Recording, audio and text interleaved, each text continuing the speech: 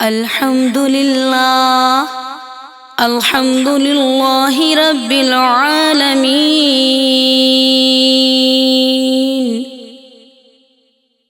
والعاقبۃ للمتقین الصلاة والسلام علی رسولہ الکریم رسولہ الکریم الأمیین وعلى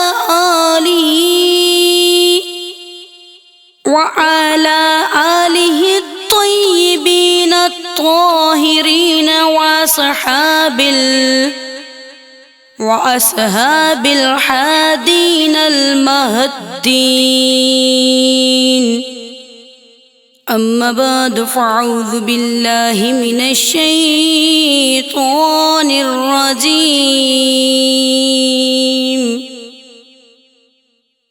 بسم اللہ الرحمن الرحیم شہر رمضان الذی انزل فیہ القرآن ھدی للناس وبینۃ من الہدی والفرقان فمن شہد منکم الشہر فلیصمہ ومن كان منكم مريضا أو على سفر فعدة من أيام أخر يريد الله بكم اليسر ولا يريد بكم العسر وَلْتُكْمِلُوا الْعِدَّةَ وَلِتُكَبِّرُوا اللَّهَ عَلَى مَا هَدَاكُمْ وَلَعَلَّكُمْ تَشْكُرُونَ۔ رمضان کا مہینہ جس میں قرآن اتارا، لوگوں کے لیے ہدایت اور رہنمائی کے فیصلے کیے اور روشن باتیں کی، تو تم میں سے جو کوئی اس مہینے کو پائے ضرور اس کے روزے رکھے۔ جو بیمار ہو یا سفر میں ہو تو اتنے روزے رکھے، کیونکہ اللہ تیرا تجھ پر آسانی چاہتا ہے اور تم پر دشواری نہیں چاہتا، اس لیے کہ تم گنتی پوری کرو اور اللہ کی بڑائی بولو اس پر کہ اس نے تمہیں ہدایت کی اور کہیں تم شکر گزار رہو۔ فلسفہ روزہ۔ انسان کو ہر وقت رزق دینے والا خالق یہ امتحان لینا چاہتا ہے کہ سارا سال میری نعمتیں کھانے والے آیا صرف 30 دن ان کو میرے لیے چھوڑ بھی سکتے ہیں یا نہیں۔ اللہ تعالیٰ کی ذات براہ راست اللہ تعالیٰ کی ذات سے ہوتا ہے، اسی لیے امتحان دینے والا یا لینے والا ہی جانتا ہے کہ وہ امتحان میں کامیاب ہے یا نہیں ہے۔ اسی لیے اللہ تبارک تعالیٰ فرماتے ہیں الصوم لی وانا اجری بہ، روزہ صرف میرے لیے ہوتا ہے اور اس کا اجر بھی میں عطا کرتا ہوں۔ روزے کا انعام قرآن کریم میں مختلف مقامات میں اعلان ہوا ہے کہ جو اچھے اعمال کرے گا اسے جنت ملے گی، تجری من تحتها الانہار خالدین فیہا، اس میں نہریں جاری ہیں، گویا اعمال صالحہ کے نتیجے میں جنت حاصل ہوتی ہے۔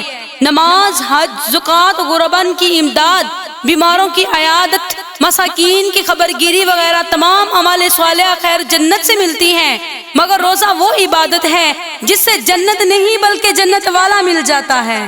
محمود ایاز، ایک دفعہ محمود غزنوی رحمۃ اللہ علیہ نے جوہرات اپنے جنیلوں کے سامنے پھینکتے ہوئے فرمایا کہ چن لیجئے، اور خود آگے بڑھ گیا۔ تھوڑی دور جا کر واپس دیکھا تو ایاز گھوڑے پر سوار پیچھے آ رہا ہے۔ پوچھا ایاز یہ کیا ہے؟ کیا تجھے موتی نہیں چاہیے، جوہرات نہیں چاہیے؟ ایاز نے عرض کی جو موتیوں کے طالب تھے وہ موتی چن رہے ہیں، مجھے موتی نہیں چاہیے بلکہ موتیوں والا چاہیے۔ اسی سلسلے میں ایک حدیث ملاحت فرمائیے۔ حضرت ربیعہ رضی اللہ تعالیٰ عنہ ربیہ حضور علیہ الصلوۃ والسلام کے صحابی تھے۔ مشوقت شریف میں ایک مرتبہ آپ صلی اللہ علیہ وسلم حضور کائنات سرور دو عالم صلی اللہ علیہ وسلم کو وضو کرائے تو رحمت للعالمین نے فرمایا صل ربعت، اے ربیہ مانگ کیا چاہتا ہے؟ سبحان اللہ، حضرت ربیہ نے کیا خوب ہی مانگا، عرض کیا اسألک مرفقتک فی الجنت، جنت میں بھی میں آپ کو ہی مانگوں گا۔ یا رسول اللہ صلی اللہ علیہ وسلم، میں کچھ نہیں مانگتا، میری یہ آپ سے گزارش ہے، میں آپ سے آپ ہی کو مانگنا چاہتا ہوں۔ تو کسی شاعر نے کیا خوب انداز میں کہا ہے، حضرت ربیہ کے عشق اور محبت کو دیکھتے ہوئے شاعر نے اس کو لکھا ہے، تجھ سے تجھی کو مانگ کر مانگ لی ساری کائنات، مجھ سا کوئی گدا نہیں، تجھ سا کوئی سخی نہیں، تیرے کرم سے بے نیاز کون سی شے ملی نہیں، جولی میری ہی تنگ تھی تیرے یہاں کمی نہیں۔ لیلۃ القدر رمضان المبارک میں ایک ایسی عظمت والی رات ہے جس کی تعریف میں اللہ تعالیٰ نے قرآن کریم کی پوری سورت نازل فرمائی۔ اس رات میں قرآن کریم لوح محفوظ سے بیت المعمور پر اتارا گیا۔ اللہ تعالیٰ کا ارشاد ہے، اِنَّا أَنزَلْنَاهُ فِي لَيْلَةِ الْقَدْرِ وَمَا أَدْرَاكَ مَا لَيْلَةُ الْقَدْرِ لَيْلَةُ الْقَدْرِ خَيْرٌ مِّنْ أَلْفِ الشَّهْرِ تَنَزَّلُ الْمَلَائِكَةُ وَالرُّوحُ فِيهَا بِإِذْنِ رَبِّهِمْ من كل عمر سلام هي حتى مطلع الفجر۔ بے شک ہم نے اسے لیلۃ القدر میں اتارا، اور تم نے کیا جانا کیا ہے لیلۃ القدر؟ لیلۃ القدر 1000 مہینوں سے بہتر ہے۔ اس میں فرشتے اور جبرائیل اترتے ہیں، اپنے رب کے حکم سے ہر کام لیتے ہیں اور وہ سلامتی چاہتے ہیں۔ کثرت تلاوت، چونکہ قرآن کریم اسی ماہ میں اتارا گیا، اسی لیے زیادہ مناسب یہی ہے کہ قرآن کریم کی تلاوت کی کثرت سے کی جائے۔ تلاوت کلام الہی سے قلب کو سکون حاصل ہوتا ہے، روح کو تسلی نصیب ہوتی ہے۔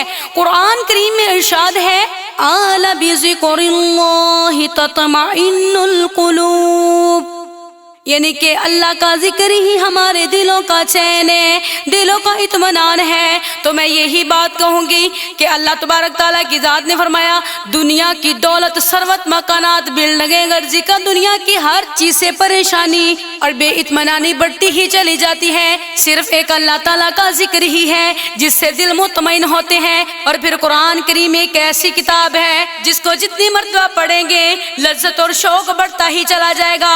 دنیا کی کسی کتاب کو آپ 2-4 مرتبہ پڑھ لیں گے، اس کو ہاتھ لگانے کو جی نہیں چاہتا۔ قرآن پاک ہی کا اعجاز ہے کہ ایک ہی آیات کو بار بار سننے سے، بار بار پڑھنے سے اللہ تعالیٰ کی ذات مرتبہ عطا فرماتی ہے، کیونکہ اللہ کی ذات نے قرآن میں ارشاد فرمایا، وَرَتِّلِ الْقُرْآنَ تَرْتِيلًا،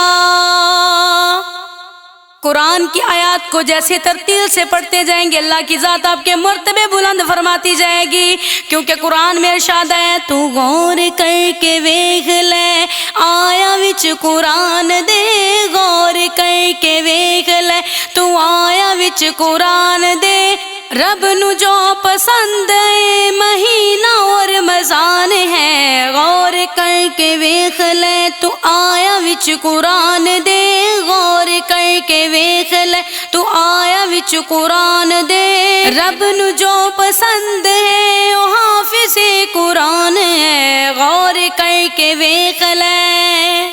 صدق اللہ العظیم۔